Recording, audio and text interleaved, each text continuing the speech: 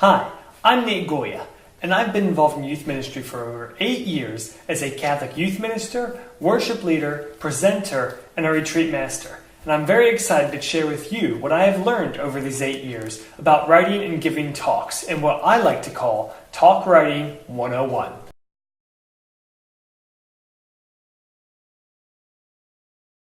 Anytime you sit down to write a talk, the first thing you need is a good introduction. Because unless you know for sure, 100%, that every single person in your audience knows who you are, where you're from, and what you are about, then you need to tell them. So that leads to the question, what makes a good introduction? A good introduction will be no longer than 3 to 5 minutes. If it is, people forget what you're talking about, whether it's you or the topic. It'll mention your name, where you live, if you're married, have kids, things like that. How long you have been speaking on the topic, and if it's your first time speaking on the topic, it's okay to say that. You can also include a brief story about yourself, or a fun fact. You see, a good introduction will show the human side of the speaker to the audience, so they feel like they have a personal connection with the speaker, and that they can relate to the speaker. It will also lightly and gently establish the speaker's credentials with the audience, so that they know that you're not just some random person that was up on stage talking to them. What makes a bad introduction? A bad introduction is longer than 5 minutes, so that people start wondering whether you're there to talk about your life or about the topic at hand. A bad introduction reveals personal details of your life that are not appropriate for an introduction. For example, talking about how one of your children got arrested for drunk driving last night is not appropriate for an introduction. Also, it's good to give people your credentials, but giving a long, detailed list of every achievement you've had is not so good for an introduction. It sounds like bragging, and it does not sound humble at all. Lastly, you do not want to say super long stories about yourself. Again, it makes people forget why they are listening to you in the first place. And even worse, with a long story, they might even forget what the point of the story was by the time you finish.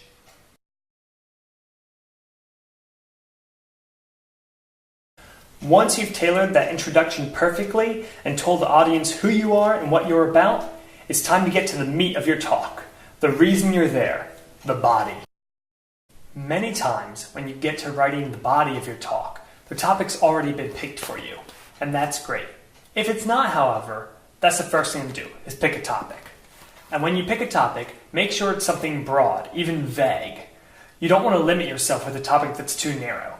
Examples of good broad topics are things like God, how to make a video, how to write a talk, how to study the Bible. Things that have a lot of different ways they can go, a lot of different directions they can go in.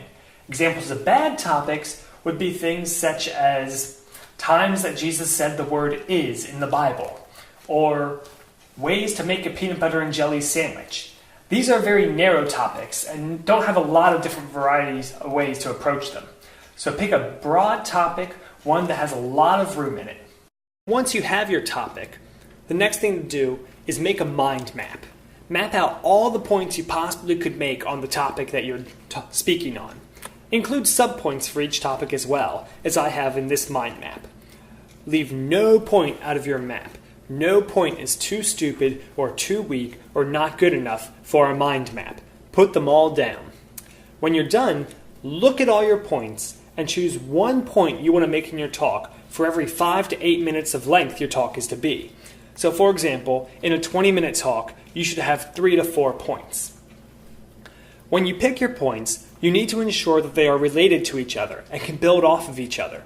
So from this mind map on dating, I would not choose the points that marriage is for a man and a woman only, how far is too far, and how to deal with a breakup.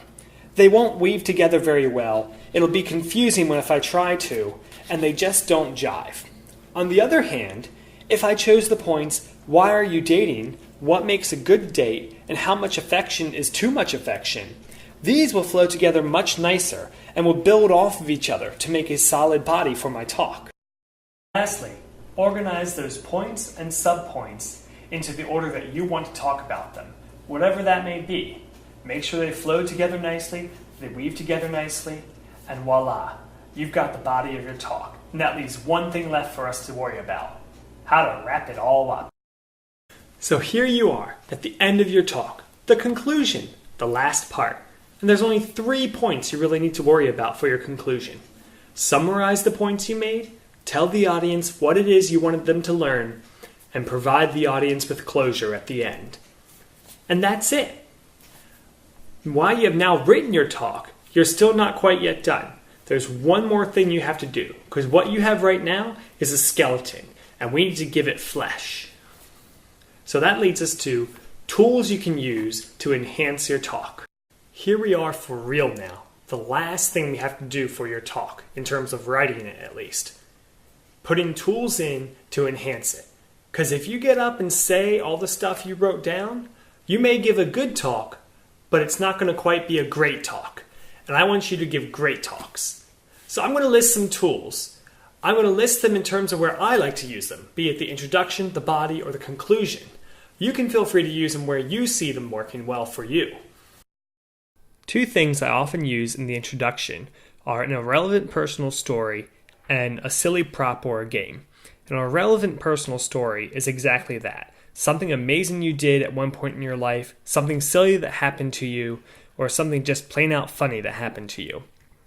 These are great for grabbing your audience's attention and making a personal connection with them. It shows them that you're funny or admirable or something like that. The silly prop or game serves the same purpose, but it requires less talking and more action from you or the audience.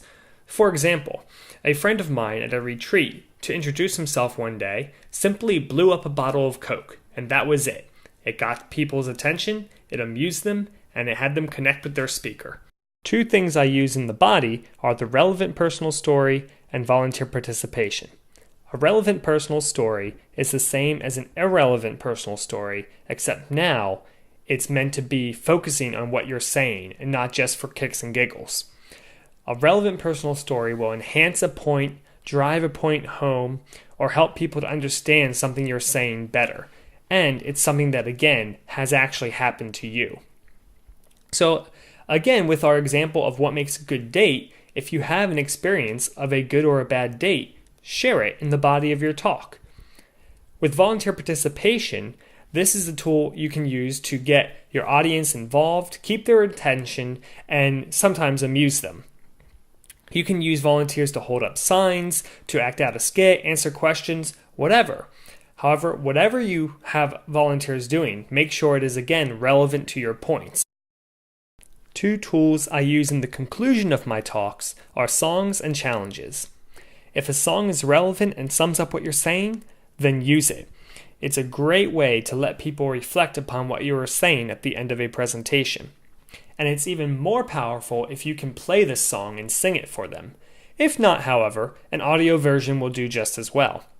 In both cases, make sure that the song is the last thing you do, that it can speak for itself, so that when you finish, there's nothing else to say. The song literally ends your talk. With challenges, you're forcing people to think about what you're saying by offering an open-ended challenge, a way for them to change their lives. So in our dating talk, if you wanted to challenge them, your last line might be something like, "Shoot for the stars when it comes to your dating standards, and don't let anyone bring you down." It rings in people's ears better than, "Let's try and set our dating standards high." And that's it.